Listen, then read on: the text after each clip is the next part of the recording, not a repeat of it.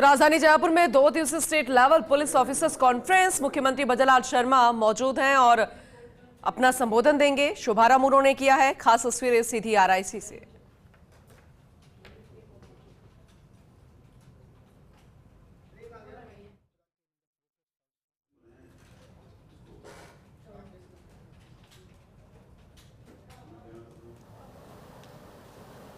राज्य स्तरीय पुलिस 2 दिवसीय इस सम्मेलन में मेरे साथी और गृह राज्य मंत्री जवाहर सिंह जी बेड़म साहब, मुख्य सचिव राजस्थान सुधांशु पंत जी, अतिरिक्त मुख्य सचिव गृह आनंद कुमार जी,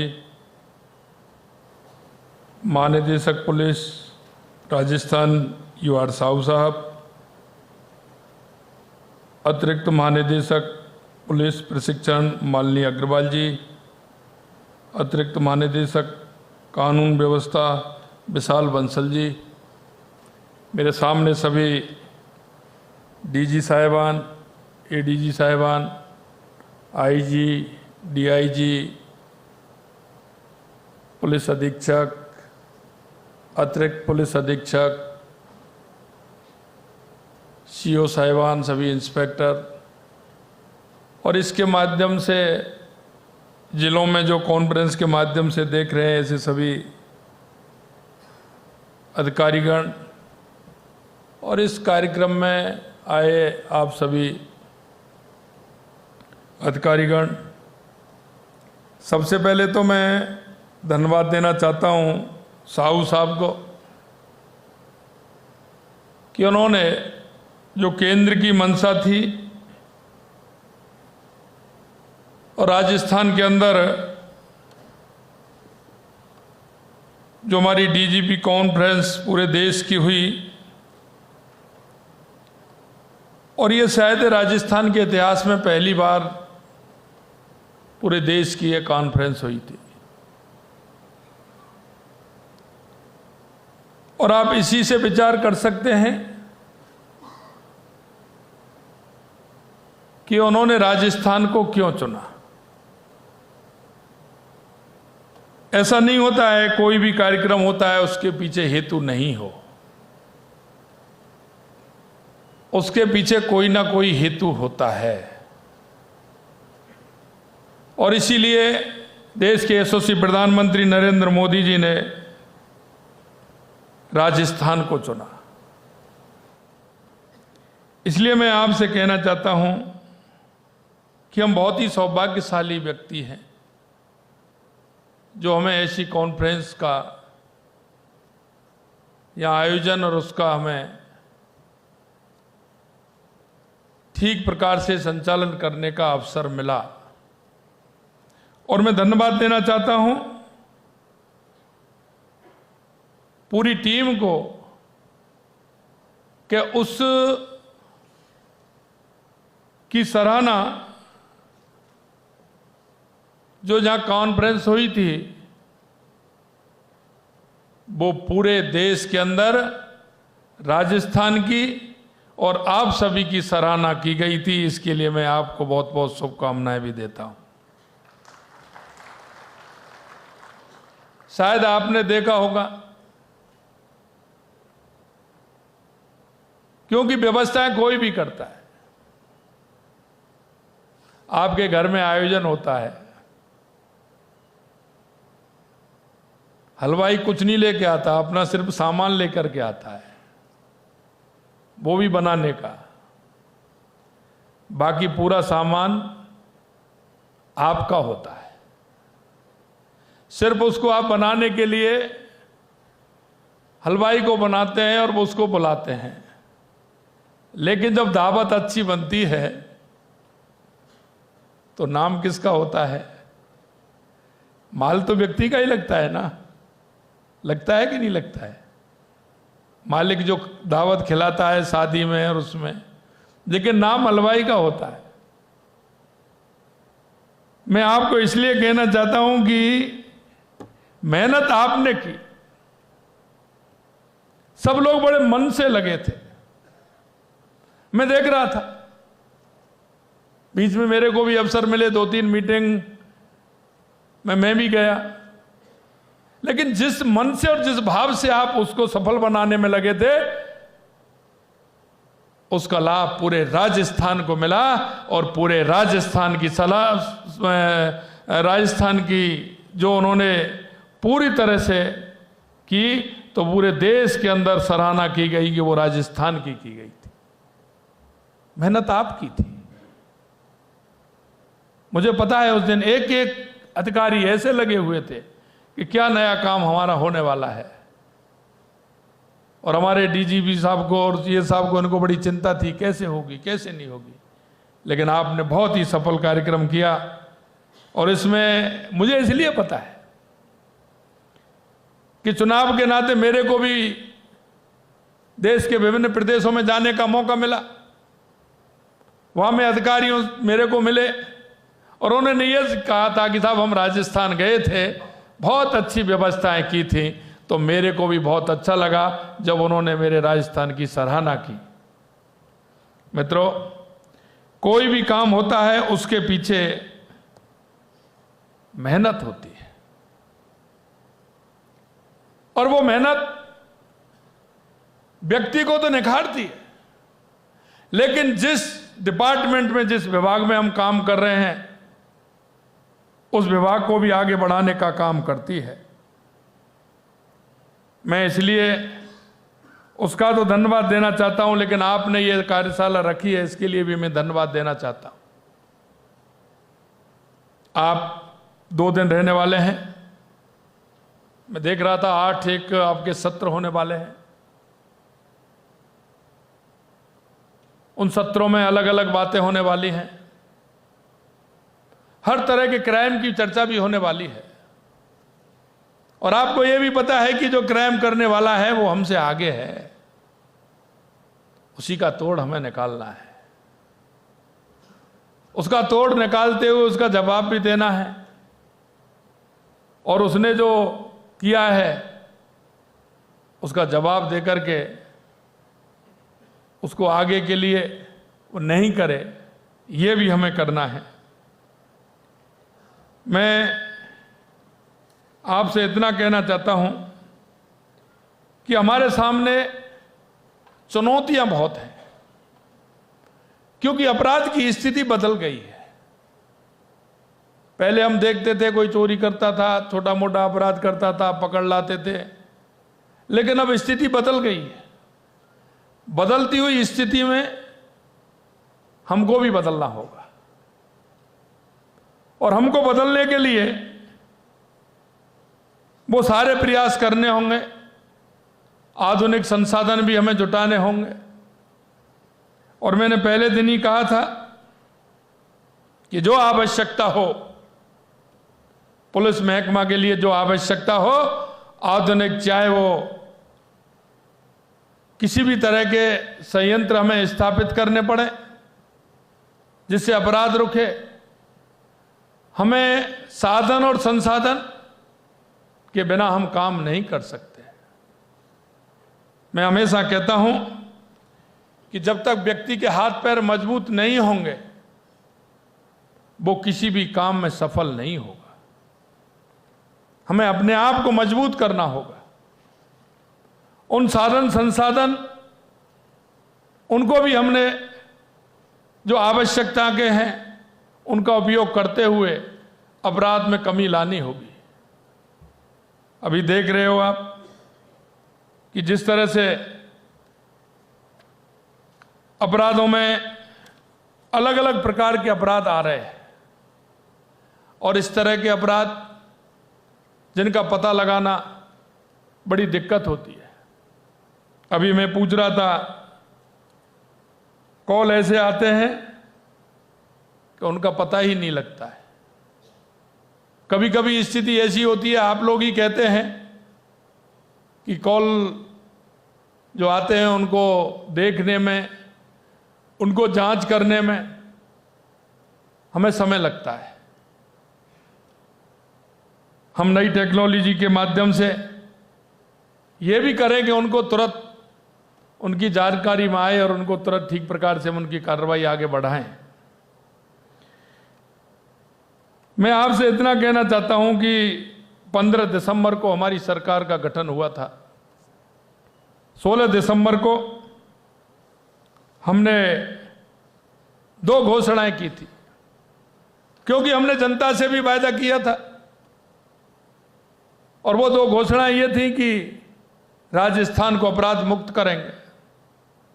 राजस्थान में जो अपराधी आते हैं उनको नहीं आने देंगे। हमने एंटी गैंगस्टर फोर्स का गठन किया, जिसके माध्यम से राजस्थान में जो गैंगस्टर की स्थिति है वो किसी भी तरह से खत्म हो। और मैं आपसे कहना चाहता हूं कि एंटी गैंगस्टर फोर्स का गठन इसलिए है कि अपराध होने से पहले हमें उसकी जानकारी मिले, हमारा सिस्टम इतना डेवलप हो कि हमें उसकी जानकारी पहले से ही मिले। इसके लिए भी हमें काम करना है। इसी तरह हमने SIT का गठन किया। मैं धन्यवाद देना चाहता हूं, एंटी गैंगस्टर फोर्स और SIT गठन करने के बाद हमारी राजस्थान पुलिस ने ठीक प्रकार से उसके परिणाम देने का काम किया है। इसके लिए मैं आप सभी को बहुत बहुत बधाई और धन्यवाद देना चाहता हूं। मित्रों, जब हम काम करते हैं तो काम करते समय में लक्ष्य तय करना होता है, और जब अगर हमने लक्ष्य तय कर लिया तो लक्ष्य को कोई नहीं डिगा सकता।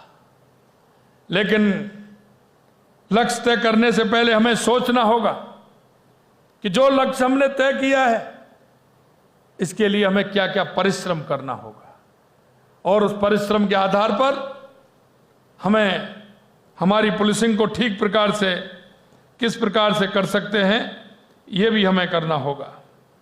मैं उम्मीद है मुझे 2 दिवसीय कार्यशाला के दौरान पुलिसिंग के सभी आयाम पर विस्तृत चर्चा होगी। आज हमारे सामने कई तरह की चुनौतियां हैं, और उन चुनौतियों के माध्यम से हमें निकलना होगा, क्योंकि विशेष समूह है। कभी धार्मिक कट्टरपंथा भी हमारे सामने आती है, तो कभी हमारे सामने वो घटनाएं आती हैं जो साइबर क्राइम जैसी घटनाएं हों। उन घटनाओं को रोकने के लिए जिस तरह का प्रयास राजस्थान में किया है, विशेषकर मेवात में किया है, इसकी काफ़ी सराहना है। मैं इसके लिए भी आपको धन्यवाद देता हूं। साइबर क्राइम के रूप में हमारे सामने अगर सही मायने में कहें तो एक राक्षस जैसा मुंह फाड़े खड़ा है कि जो साइबर क्राइम की स्थिति पूरे देश के अंदर बढ़ती जा रही है। हमें इसके लिए, मैंने कहा था कि इसके लिए हमें कोई अभियान चलाना चाहिए, और उस अभियान के माध्यम से ऐसे लोगों को अगर कड़ी सजा मिलेगी तो निश्चित रूप से साइबर क्राइम भी हमारा कम होगा। लेकिन इसमें मैं एक बात और हमेशा कहता हूं, ये साइबर क्राइम में कभी कभी दोनों व्यक्ति दोषी होते हैं।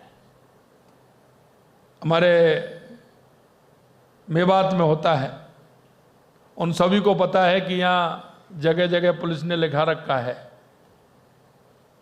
कि नक्कालों से सावधान, सोने की ईंट खरीदने से बचें। लेकिन फिर भी लोग उसके जाल में आ जाते हैं। कई लोग तो मैंने ऐसा देखा है कि मेरे पास कई सिफारिश में आते थे, वो कहते थे कि हमारे साथ धोखा हो गया। क्या धोखा हो गया?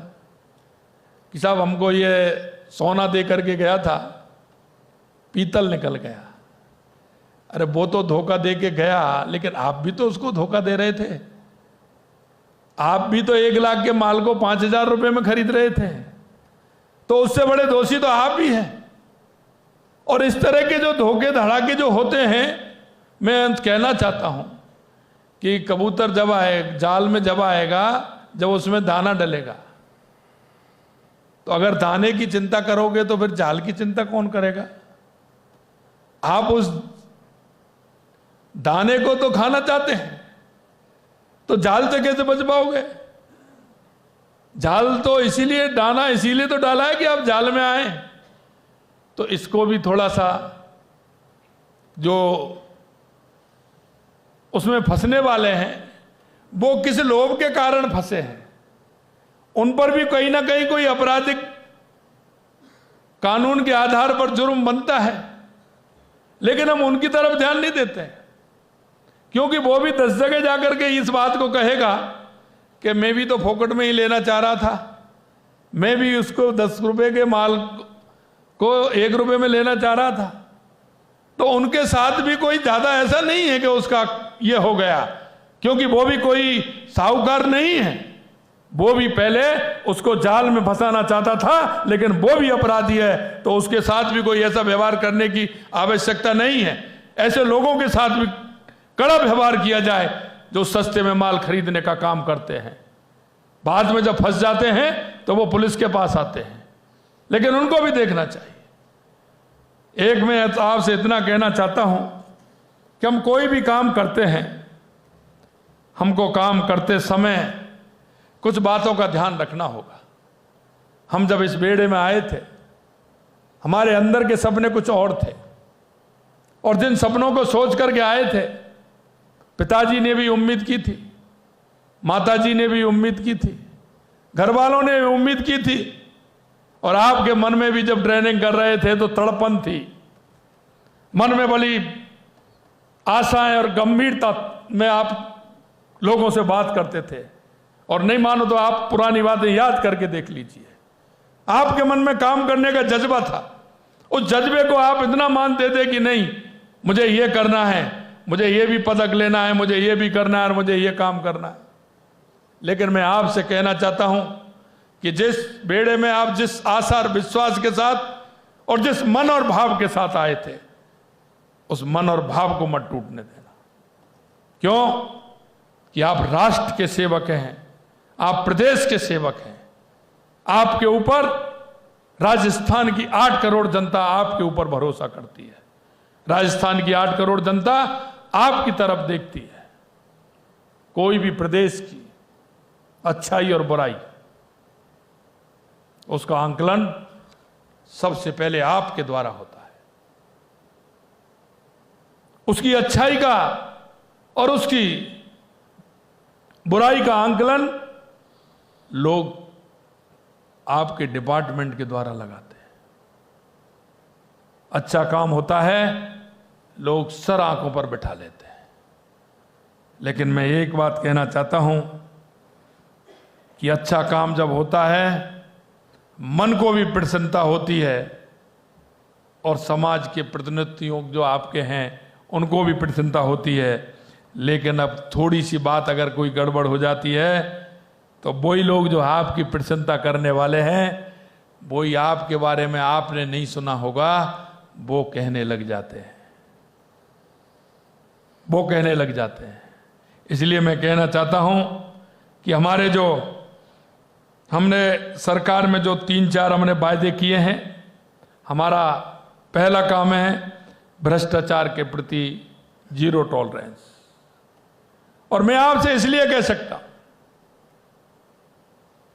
कि अगर हम ठीक प्रकार से अगर चलेंगे तो निश्चित रूप से राजस्थान में ऐसे लोगों को जिस भ्रष्टाचार से वो परेशान है, उस जाल में फंसते फंसते फंसते फंसते वो अंत में ये देखते हैं कि हमें क्या करना चाहिए। हमें ऐसे लोगों को बचाने के लिए हमें काम करना चाहिए। और हम 0 टॉलरेंस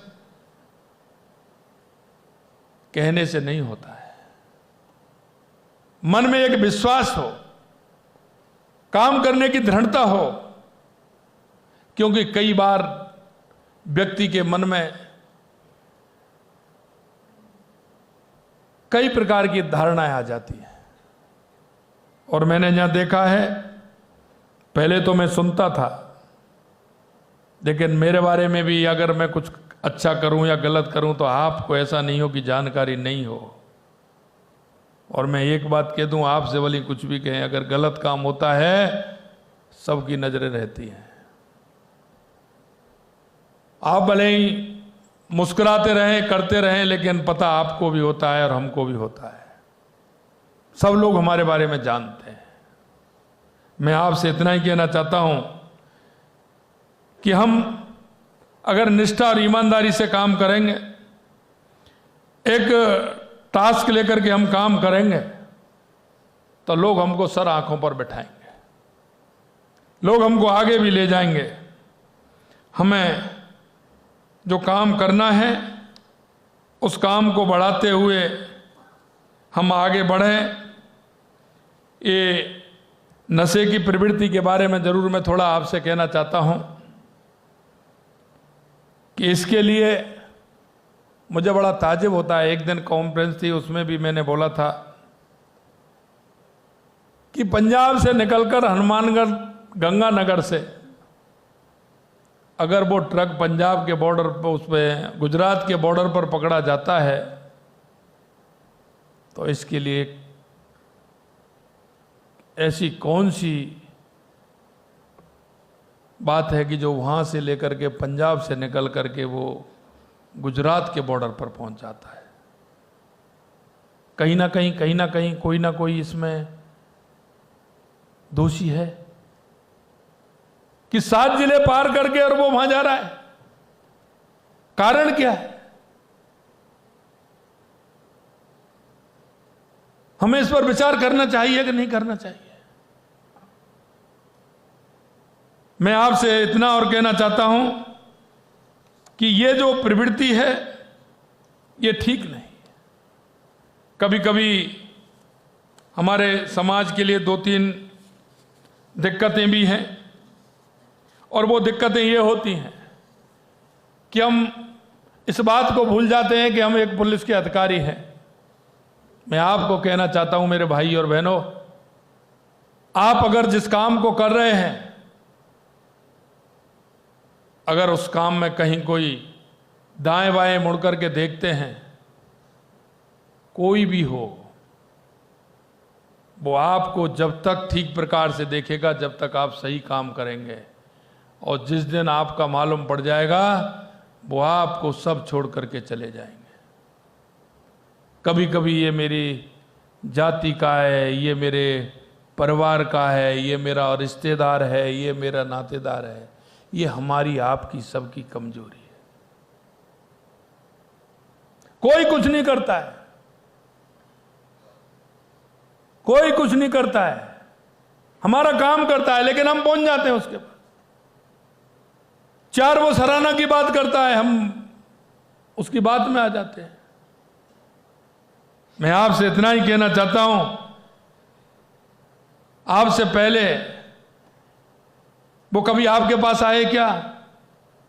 आप कभी अगर आप कहीं कहीं गर्दिश में होंगे तो आपके पास कौन कौन आए थे, ये देख लेना। कोई नमस्कार करने भी नहीं आता है, कोई ये भी कहने नहीं आता कि क्या हो गया आपको। ये चलती का नाम गाड़ी होता है साहब, कोई पूछने नहीं आता है। इसलिए मैं आपसे इतना ही कहना चाहता हूं कि हमारा जो काम है उस काम को हम ठीक प्रकार से करें, और ठीक प्रकार से करते हुए हमारा जो एक विश्वास है, हमारा जो विश्वास है उस विश्वास को कायम करते हुए हम आगे बढ़ें। मैं अभी सीमा पर गया था, मैंने वहां के बीएसएफ के लोगों से भी बातचीतें की थी। मैं आपको कहना चाहता हूं कि उनका काम अगर आप देखेंगे, दिन रात किस तरह से उनकी पेट्रोलिंग होती है, जिस तरह से काम करते हैं, उन्होंने कई बातें बताई हैं, क्योंकि वहाँ भी कई तरह की चुनौती है। और हमारा राजस्थान सबसे बड़ी और सबसे दूरी की सीमा अगर लगती है तो हमारे राजस्थान से लगती है। हमें उस पर भी ध्यान देना चाहिए। उन लोगों के साथ हमारी मैत्रीपूर्ण व्यवहार हो, उनसे समय समय पर हमारे गंगानगर से लेकर के बाड़मेर तक का जो हमारा बॉर्डर है, उनसे ठीक प्रकार से हमारे संबंध हों। आने वाली उनकी जो चुनौतियां हैं, जो किसी तरह की दिक्कत आती है, उनमें हम सचेत रहें, सावधान रहें और उनको हम ध्यान रखते हुए, क्योंकि ये भी हमारे लिए एक बहुत बड़ी चुनौती है और इस तरह की अगर कोई बात आती है तो उनको मुंहतोड़ जवाब देने का भी काम हम करें। संगठित अपराध जो होते हैं, और ये निश्चित मान लीजिए आप सभी को पता है, आप कहते नहीं हैं, कहते हैं तो आप आपस में कहते हैं, लेकिन मैं पूरी रूप से कह रहा हूं, संगठित अपराध रहते हैं, उनमें कहीं ना कहीं कोई ना कोई अपना भी होता है। मैं आपसे इतना ही कहना चाहता हूं कि ऐसे लोगों के साथ वो पुलिस वाले नहीं है, वो हमारे बेड़े का व्यक्ति नहीं हो सकता है। कई लोग ऐसे देखे हैं कि जिनका सीधा सीधा संपर्क है संगठित अपराध में, कहीं ना कहीं वो शामिल है, हमें उनको भी ध्यान रखना है। आप देख रहे हैं जिस तरह से खनन माफियाओं के साथ, मैं कहता हूं कभी कभी खनन वालों को भी कहता हूं कि तुम तो हो, लेकिन हमारे 4 डिपार्टमेंट को और कर रहे हो। खनन के साथ में वन विभाग भी होता है, पुलिस विभाग भी होता है, वहां का एसडीएम और जो वो लोग होते हैं वो भी हो जाते हैं, और कई लोग हमारी श्रेणी के भी शामिल हो जाते हैं। एक श्रेणी 5-5 श्रेणियों को मारता है साहब। एक व्यक्ति होता है, वो 5-5 लोग लाइन में लगते हैं। ये संगठित अपराध। मैं आपसे कहना चाहता हूं, कोई भी ताकत नहीं, अगर पुलिस डिपार्टमेंट अगर इस बात को ठान ले कि ये नहीं होगा, तो राजस्थान में किसी की हिम्मत नहीं किसी तरह का कोई अपराध राजस्थान के अंदर हो जाए।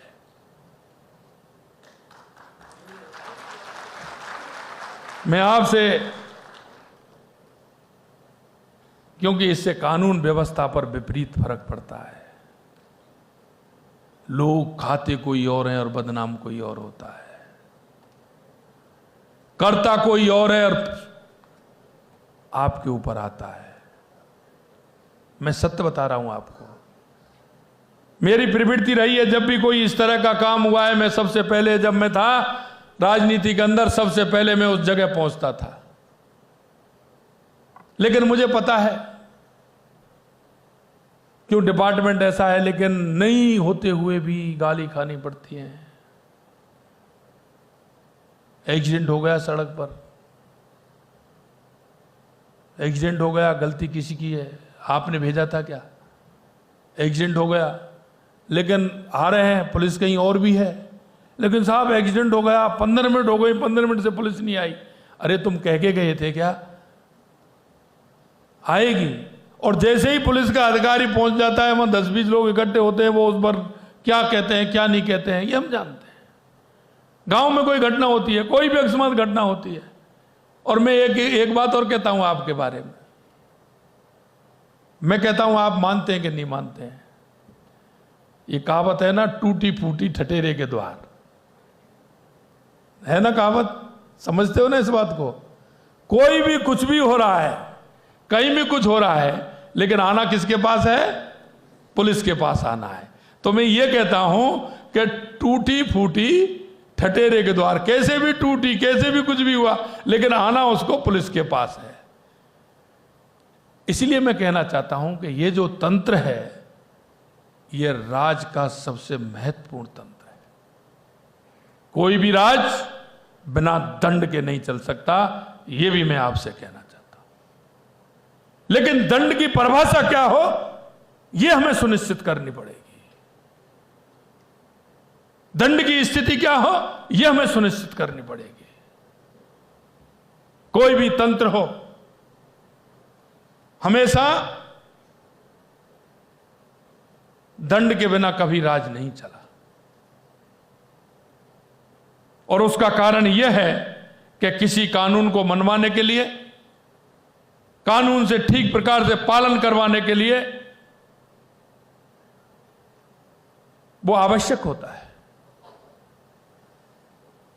और मैं आपसे सारी बातें इसलिए साझा कर रहा हूं कि इतना बड़ा आप सभी इंस्पेक्टर से लेकर के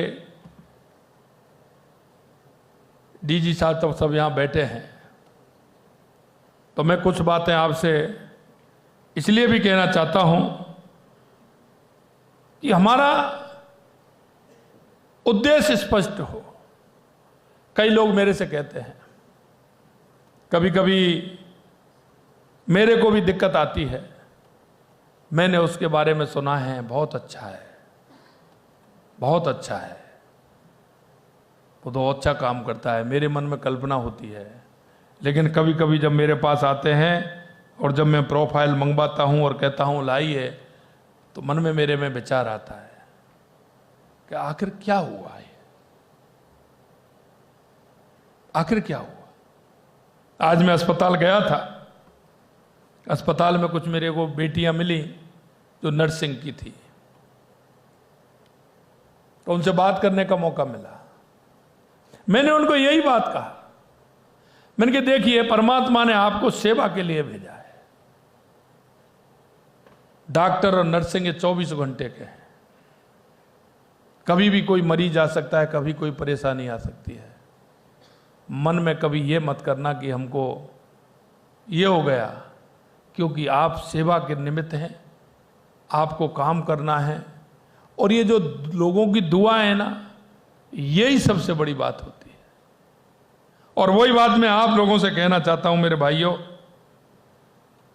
कि हम सबको मिलकर के जिस उद्देश्य से हम आए थे, आपसे ज्यादा सौभाग्यशाली कोई नहीं है। आईपीएस और आरपीएस अधिकारियों को मैं कहना चाहता हूं, इंस्पेक्टर हैं हमारे सभी, क्योंकि जब आपको देखता है और आप वर्दी में होते हैं, तो जो नहीं जानता है ना, वो भी आपको राम राम करके जाता है। जाता है कि नहीं जाता है, बताइए ना साहब। आप रास्ते में निकलते हैं तो आपको नमस्कार करते हैं कि नहीं करते हैं? कोई हम जैसा पैसा निकलता है, अब की बात छोड़िए, जब निकलता है तो कोई राम राम करता है क्या? बताइए आप हैं कि नहीं सौभाग्यशाली आप? आपको कई बार देखते हो आप, एक ही व्यक्ति 3-3 बार नमस्कार कर देता है, करता है कि नहीं करता है? करता है कि नहीं करता, बताइए ना। एक व्यक्ति खड़ा है, उसने एक बार नमस्कार कर दी, लेकिन ठीक से नहीं देख पाए आप, जब कुछ कारण दोबारा फिर करता है नमस्कार साहब। तो मैं आपसे इतना कहना चाहता हूं, आप ये मत समझिए, बहुत ही सौभाग्यशाली व्यक्ति हैं। आपको एक मौका मिला है, आपको सम्मान मिला है। उस सम्मान को बरकरार रखने के लिए हमें मेहनत करनी होगी। इस सम्मान को अगर हमने 4 गुना नहीं बढ़ाया, 10 गुना नहीं बढ़ाया, तो हमारा कोई मतलब नहीं होता है। कभी कभी मैं कहता हूं, मैं आजकल सीधे भी फोन करता हूं, कहते हैं आप फोन क्यों करते हैं? कई बार, अरे साहब आप फोन, मैंने कहा हाँ, मैं थानेदार को भी कर देता हूं, मैं हेड कांस्टेबल को भी फोन कर देता हूं, मुझे कोई दिक्कत नहीं है। कोई व्यक्ति मेरे पास आया कि साहब ये बात है, उसका काम इतना छोटा है, इतना सा काम है उसका, अब उसके लिए मैं डीजी साहब को फोन करूंगा, तो मैं ही कह देता हूं। दूसरा मेरे पास ये भी आता है कि मैं कोई बात कहता हूं, कोई बात होती है, उसकी जानकारी भी मेरे को मिल जाती है, वो भी मेरे को देते हैं।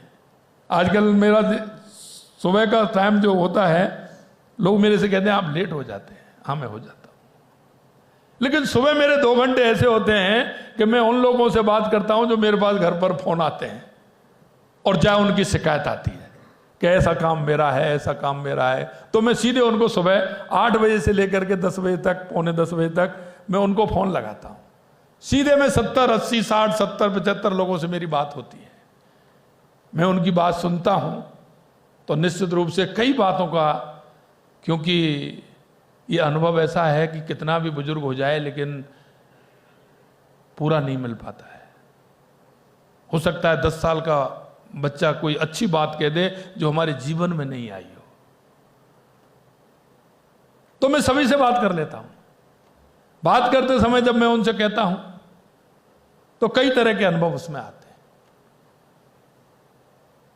उन्होंने कहा साहब, एक जगह मैंने बात की, अरे साहब बहुत अच्छे आदमी है। मैंने क्या अच्छे आदमी? थानेदार तुम्हारी किसी शिकायत आई है? कि नहीं नहीं साहब, हॉस्पिटल में गए थे। अब देखिए, अब उस व्यक्ति की कल्पना क्या है, गांव का व्यक्ति है कि नहीं साहब क्या हो गया कि साहब वो आम एक आदमी गिर गया था, उसको थानेदार जी अपनी मोटरसाइकिल पर लेकर के गए, उनकी पूरी वर्दी खून में खराब हो गई थी, लेकिन वो हॉस्पिटल करके आए और अपने पास से उसको इलाज करा करके, और जब उसको छोड़ करके आए और उनके घर वालों को फोन किया और बताया, एक व्यक्ति ने मेरे को फोन किया। मैंने कहा मेरे को तो किसी ने ये बताया कि नहीं साहब गलत बताया। तो मैंने उसको फोन किया, क्या हुआ? कि नहीं साहब मैं नहीं था साहब, मेरे तो वो रिश्तेदार थे, उन्होंने मेरे से कहा, मैं नहीं गया था, मेरे रिश्तेदार ने कहा था। तो मैंने कहा तेरे रिश्तेदार उनसे मिला क्या, पूछ के बता। वो उस थानेदार से वो रिश्तेदार मिला ही नहीं है, और फोन मेरे को कर रहा है। और मैंने जिस आदमी से फोन किया उसने कहा नहीं साहब थानेदार जी बहुत अच्छे हैं, अब वो ले गए होंगे महीने 2 महीने पहले कोई ऐसे बातें साहब। उन्होंने तो एक ऐसे जहाँ गिर गया था कोई बच्चा, छत से गिरा तो पता नहीं कहाँ से गिर गया, और उसको लेकर के वहाँ गया, उसकी पूरी वर्दी खराब हो गई और इलाज करा के आया। ये फीडबैक भी आते हैं। मैं आपसे इतना ही कहना चाहता हूँ कि हम समाज के अंदर रहते हैं, समाज के अंदर अच्छे कामों की चर्चा बहुत होती है, लेकिन गलत कामों की चर्चा उससे 10 गुनी होती है। हमारे मन में यह भाव होता है कि हमारा किसी को पता नहीं है, लेकिन हमको सबको पता रहता है। मैं इतना ही कहना चाहता हूं कि आपका इतना बड़ा बेड़ा है, 1 लाख से ऊपर है, और मैंने डीजी साहब को कहा है कि आप ये नहीं, हम कहते हैं कि यहां थाने में कितने इतने नफरी कम है, मैंने उनसे कहा है आप अपनी नफरी कम मत करिए, जितनी आवश्यकता हो उतनी बता दीजिए, उतनी भर्ती करेंगे हम, लेकिन पुलिस की भर्ती कम नहीं होने देंगे। हमारे हाथ पैर होने चाहिए, कोई भी साधन संसाधन के लिए। उन्होंने कहा 8 करोड़ नहीं, मैंने कहा 8 करोड़ ही क्यों है, आप बताओगे जितने देंगे। जेलों में मोबाइल से बात क्यों होती है? उन्होंने कहा कि उसको वहां से एपीओ कर दो, मैंने एपीओ नहीं, सस्पेंड करना चाहिए। आप बताइए करना चाहिए कि नहीं करना चाहिए? आप बताइए, अगर जिस जेल में अगर बात हो रही है, अपराधी के द्वारा बात की जा रही है, तो उसका क्या करना चाहिए बताइए? आप करना चाहिए कि नहीं? मैं आपसे पूछना चाह रहा हूं, करना चाहिए कि नहीं करना चाहिए? आपको आप ये कहोगे इनाम देना चाहिए क्या उसको? आप बताओ मेरे को क्या करना चाहिए, आप ही बता दीजिए मेरे को, मैं किसी से नहीं, मैंने इनसे कहा मैंने क्या करना चाहिए, आप बता दीजिए। कितना बड़ा अपराधी है, जेल में बात कर रहा है, उसको होना चाहिए कि नहीं होना चाहिए?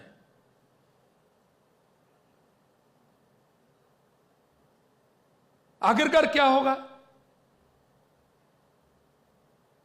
मैं आपसे इसलिए कहना चाहता हूं कि जो अच्छा काम करते हैं उनके पुरस्कार भी बढ़ाइए, और ज्यादा से ज्यादा पुरस्कार दीजिए जो अच्छा काम करते हैं उनके लिए। लेकिन जो अपराधी हैं, अपराध वालों के साथ मिलकर के काम करते हैं, उनको भी चिन्हित कीजिए और लिस्ट बनाइए, और उनको भी दंडित करने का काम करना हम सबका काम है, आपका ही काम है, जो आपके घर को बदनाम करने का काम करता है। मैं आपसे पूछना चाहता हूं, आप अपने घर की बदनामी सहन कर लोगे क्या? बताइए मेरे को। किसी के घर की अगर कोई बदनामी करेगा तो आप सहन कर लोगे क्या? ये आपका घर नहीं है क्या? मेरे को बताओ, आप ये घर नहीं है क्या? क्या मानते हो आपको?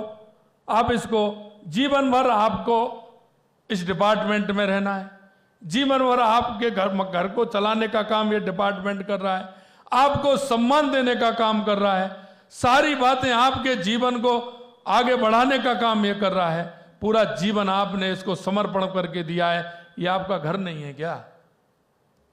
ये बताइए आप। और अगर घर की कोई बदनामी करेगा तो आपको अच्छा लगेगा क्या?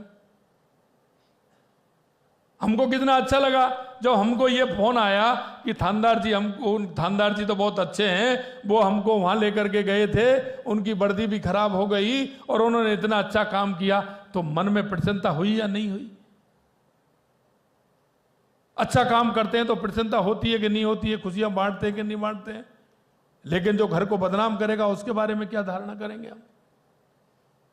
मैं आपसे इतना ही कहना चाहता हूं कि अगर हम मन से करें, कभी बार लोग कहते हैं ना, मेरे से भी आगे कहते हैं, पहले भी कहते थे लेकिन अब ज्यादा कहते हैं, अरे साहब पुलिस चाहे तो, आपसे भी कहते हैं ना, कहते कि नहीं कहते? क्या कहते हैं? पुलिस चाहे तो,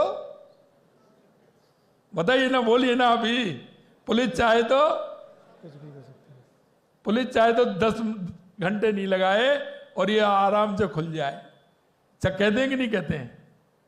कहते हैं कि नहीं कहते हैं? बताओ आप। और लोगों की आपके प्रति कितनी बड़ी बात है, कहते हैं वो लोग। कोई भी कहेगा इस बात को कि साहब पुलिस चाहे तो मिनटों में काम हो जाए, चाहते हैं? कहते हैं कि नहीं कहते हैं? तो देखिए मैं आपसे यही कहना चाहता हूं, आपके प्रति लोगों का विश्वास कितना बड़ा है, कितना बड़ा विश्वास है कि पुलिस चाहे तो तुरंत काम हो जाए। यह आपके प्रति विश्वास है, यह आपकी मेहनत का परिणाम है, यह आपके समर्पण का परिणाम है, यह आपकी उस जिम्मेदारी का परिणाम है।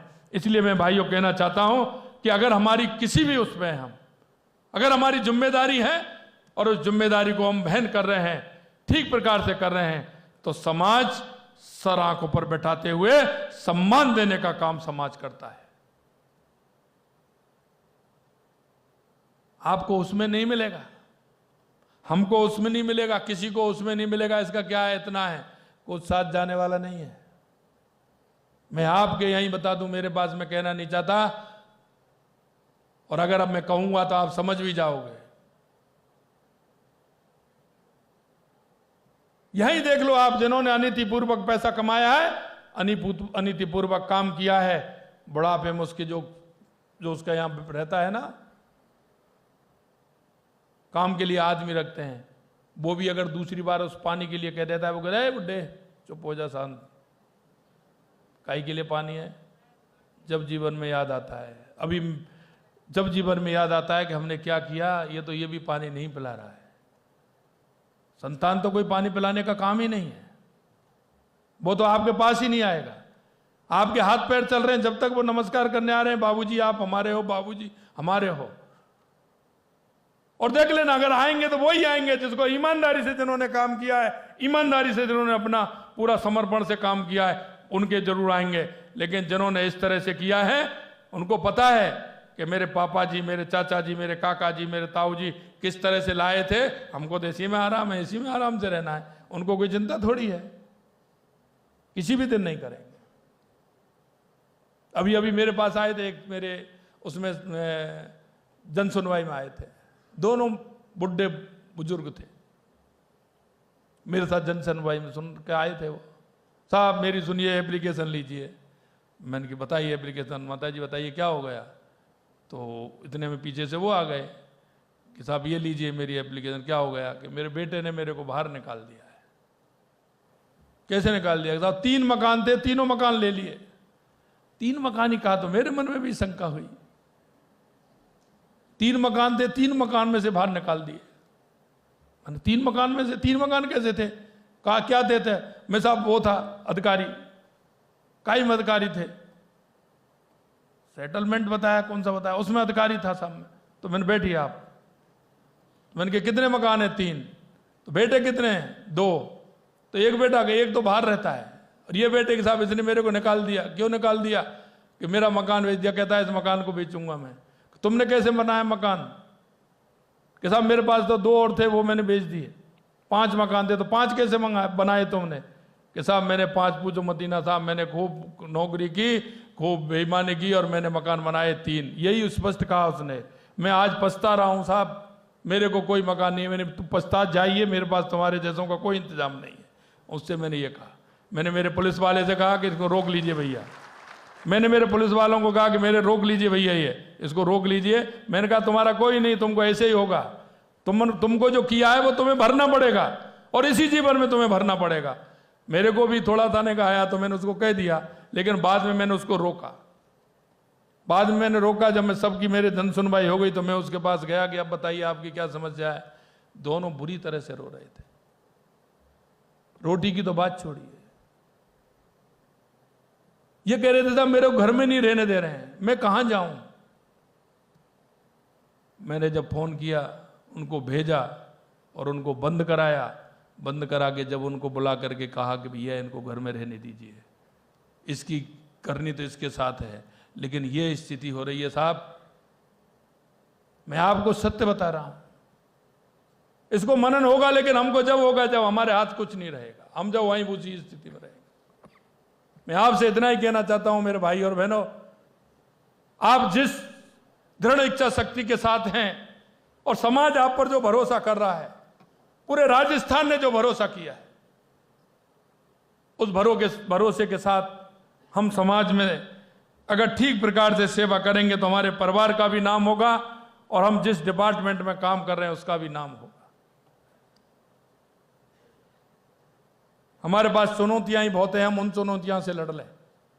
उन चुनौतियों से लड़ते हुए हमारे काम को हम आगे अंजाम दें। मेरा एक जरूर है कि हमारी जो बहनें हैं, महिला पुलिसकर्मी हैं, उनकी संख्या हमको बढ़ानी चाहिए। अगर हमारी बहनों की हम संख्या बढ़ाएंगे तो निश्चित रूप से आने वाले समय में यह बहुत आवश्यक है,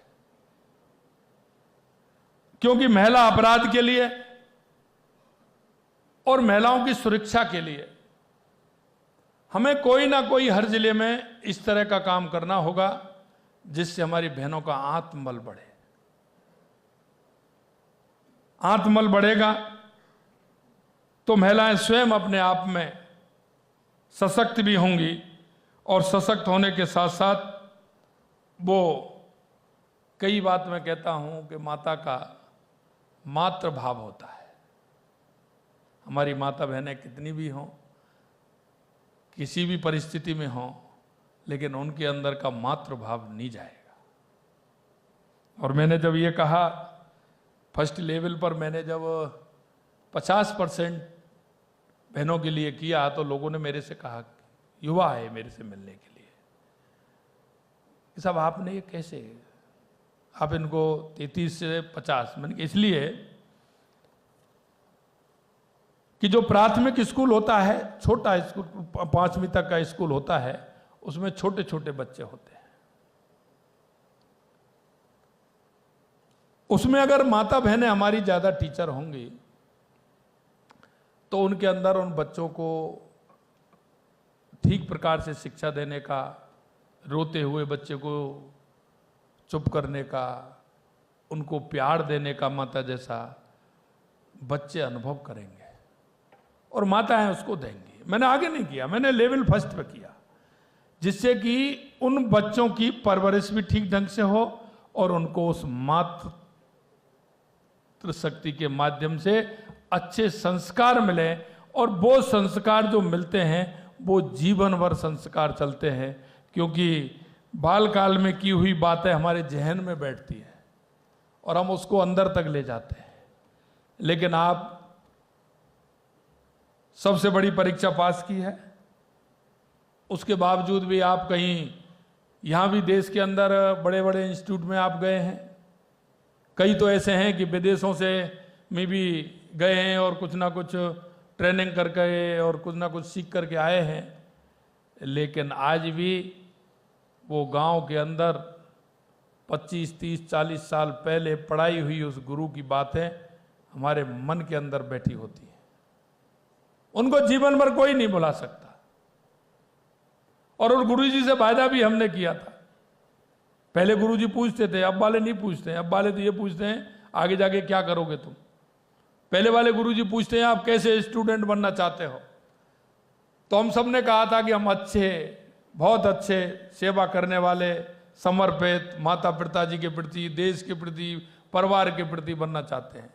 और ये ध्यान कर लीजिए आप, 100% गुरु जी ने पूछा होगा। पहले एक पाठ्यक्रम होता था, गुरु शिक्षा जिसको देते थे, पहला ही पहला पाठ होता था, वो हिंदी की किताब पहली होती थी, पहली या दूसरी की किताब में होता था, पहला पाठ होता था वो गुरु दीक्षा का, और उसको पढ़ते थे तो गुरु 4 बात 5 बात 10 बात होती थी उनमें वो पढ़ाता था, तो हम मानते थे उनको। मैं आपसे इतना ही कहना चाहता हूं कि उन गुरु की बातों को भी हम ध्यान रखें। एक और अंत में मैं कहना चाहता हूं आपसे, क्योंकि ये 1 लाख का बेड़ा है हमारा पुलिस डिपार्टमेंट का, हम कुछ सामाजिक सरोकार के कार्य भी करें। हम हमारा एक नागरिक होने के नाते कुछ नागरिक कर्तव्य भी हमारे साथ जुड़ जाते हैं हमारी इस सर्विस के साथ साथ, और वो इसलिए जुड़ जाते हैं कि हर नागरिक का कर्तव्य होता है कि वो अच्छे काम करते हुए ऐसे काम करे जो राज्य के और राष्ट्र के प्रति उन कामों से हमारे राज्य को, राष्ट्र को लाभ मिल सकता हो। क्योंकि सामाजिक सरोकार के कार्य देश के यशस्वी प्रधानमंत्री नरेंद्र मोदी जी ने सामाजिक सरोकार के कार्य किए हैं, चाहे वो स्वच्छता का अभियान हो, चाहे वो बेटी बचाओ बेटी पढ़ाओ का अभियान हो, चाहे वो 5 जून को उन्होंने पर्यावरण के क्षेत्र में 1 पेड़ मां के नाम लगाने की बात कही है।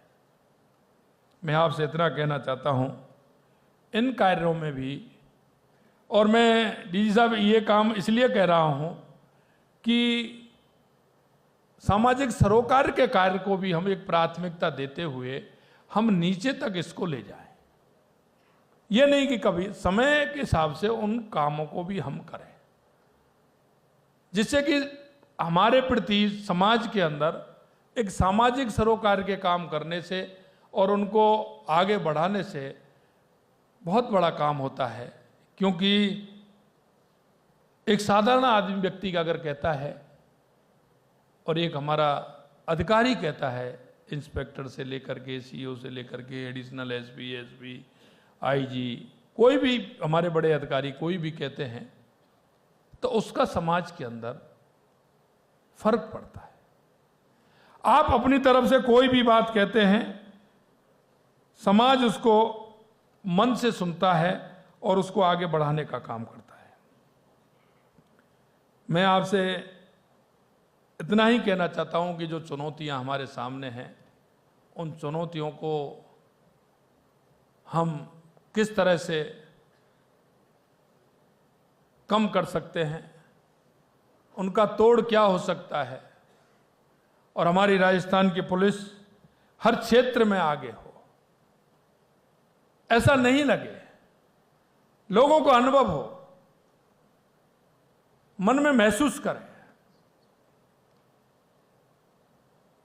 और महसूस वो इस बात का करें कि नहीं, आपके प्रति, आपके व्यवहार के प्रति, आपके सम्मान के प्रति वो सारी बातें होती हैं। जब उज्जैन के अंदर कुंभ लगा था तो कभी भी सराहनाएं नहीं होती थी, लेकिन जब मैं उज्जैन कुंभ में गया और वहां से आकर के मैं लोगों से अपनी बात लेता था, तो वो एक बात कहते थे, क्योंकि मध्य प्रदेश में कुंभ लगा था, शिवराज सिंह जी मुख्यमंत्री थे, हर चौराहे पर सभी पुलिसकर्मियों की वहां ड्यूटी रहती थी। लेकिन जब वो कुंभ से लोग पैदल जाकर के आते थे, जाते थे, तो और कोई मिले नहीं मिले, लेकिन पुलिस वाले मिलते थे, और उनका भाव, उनका वहां पहुंचने पर जो जिस तरह से वो उनका व्यवहार रहता था, उसकी पूरे देश के अंदर चर्चा होती थी। मैं आपसे इतना ही कहना चाहता हूं, हमारे पास कहीं भी ऑफिस में आता है, कहीं भी आता है, हमारा व्यवहार इस तरह का हो कि लोग हमारी सराहना करें। क्योंकि कुछ बातें ऐसी होती हैं जो कहने को तो हम कहते हैं कि हम ये भी दे देंगे, वो भी दे देंगे, देने के लिए कुछ नहीं होता है, लेकिन कुछ बातें ऐसी होती हैं जो हमें किसी से नहीं लेना है, हम स्वयं को देना है। वो होता है हमारा व्यवहार। आराम से हम उसको बिठाएं, उसकी तसल्ली से हम उसकी सुने, थोड़ा सा उसका अगर बड़ा है तो अभिवादन करके उसकी सुनेंगे, तो निश्चित रूप से 10 जगह जाकर के वो आपके बारे में बात कहेगा। कभी कभी होता है साहब, हम गए धनधर जी ने तो बात ही नहीं सुनी। हम गए साहब, हम बुजुर्ग हैं, हमसे तो ऐसे कह दिया उन्होंने, हम गए तो हमसे तो साहब ऐसे कहा। तो इससे जनता के अंदर एक दूसरा भाव पैदा हो जाता है और वो फालतू का हो जाता है। और वो ऐसे कहते हैं, अरे हमारी नहीं सुनेंगे, उसकी सुनेंगे। वो कहाँ ले जाते हैं उस बात को, कोई लेना नहीं कोई देना नहीं, लेकिन बात को ले जाते हैं। अगर हमारा व्यवहार ठीक रहेगा तो कई बातों को ठीक करेगा। एक मैं कहना चाहता हूं कि मैं देख रहा था कई जगह की बातें आती थी कि पुलिस विभाग का इस क्षेत्र में बहुत बड़ा योगदान है। तो मैं डीजी साहब को भी कहना चाहूँगा कि खेल कूद गतिविधियों में भी हमारा पुलिस पूरी तरह से इन्वॉल्व होकर के भाग ले। अगर इस क्षेत्र में आगे बढ़ेंगे तो निश्चित रूप से बहुत बड़ी कामयाबी हमको मिलेगी। खेलकूद प्रतियोगिताएं आप समय समय पर कराते रहेंगे, कहीं ना कहीं निश्चित रूप से कामयाबी मिलेगी। और ये जो डिपार्टमेंट के माध्यम से अगर हम करें तो इसमें भी आपको कुछ ना कुछ करना चाहिए। आपको जो बजट लेना है, क्या करना है, लेकिन रुचि वाले लोग जिस खेल के में उनकी रुचि है उनको भी आगे बढ़ाने का काम करें।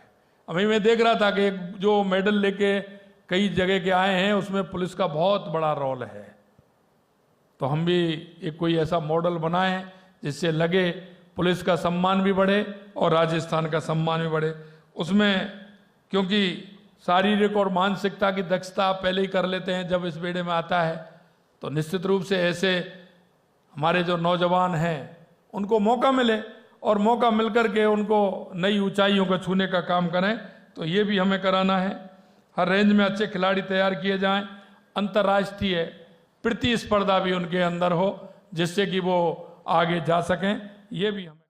तो निश्चित रूप से ऐसे हमारे जो नौजवान हैं उनको मौका मिले और मौका मिलकर के उनको नई ऊंचाइयों को छूने का काम करें।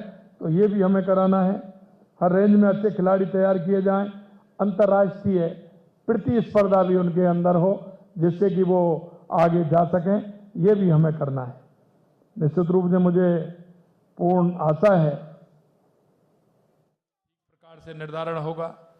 और जैसा कि सीएस साहब ने भी कहा, डीजी साहब ने भी कहा, क्योंकि कुछ कानून ऐसे थे जिन कानूनों का कोई मतलब नहीं था और वो कानून धीरे धीरे आप देख रहे हैं, आप समझ में भी आ रहे हैं उनको किस तरह से नए कानून को निर्धारण करते हुए हमें काम करना है। मुझे विश्वास है राजस्थान पुलिस नई ऊंचाइयों को भी छुएगी और राजस्थान को भी नई ऊंचाइयों पर ले जाएगी। मैं पुनः सभी इस सम्मेलन में आए हुए सभी अधिकारियों का, सभी हमारे पुलिस इंस्पेक्टर से लेकर के CO, additional SP, SP, DIG, IG, additional DG, DG और मंच पर विराजमान हमारे सभी अधिकारीगण, सभी को मैं बहुत बहुत धन्यवाद ज्ञापित करता हूं कि आप सबके द्वारा राजस्थान में एक अच्छा पुलिस का इकबाल भी हो और राजस्थान के अंदर ऊंचाइयों को छुएं।